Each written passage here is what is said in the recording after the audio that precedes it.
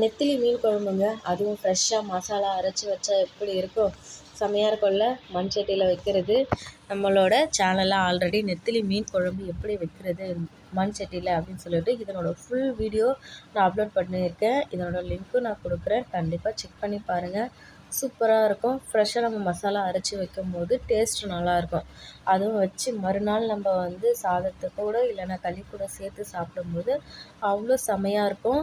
நெத்திலி மீன் குழம்பு வச்சாச்சு, நெத்திலி 65ம் போட்டாச்சுங்க. செம்மையாக இருக்கும்.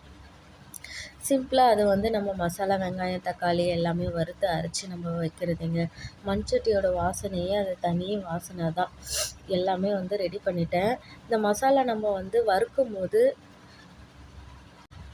அப்போவே செமையாக வாசனை வருங்க. நெத்திலி மீன் குழம்பு வைக்கிறதுக்கு எப்பயும் ஒரே மாதிரி வைக்காமல் இந்த மாதிரி கொஞ்சம் டிஃப்ரெண்ட்டாக செய்யுங்க. ஃபுல் வீடியோ பாருங்கள், உங்களுக்கே புரியும். வீடியோ பிடிச்சினா லைக் பண்ணுங்கள்.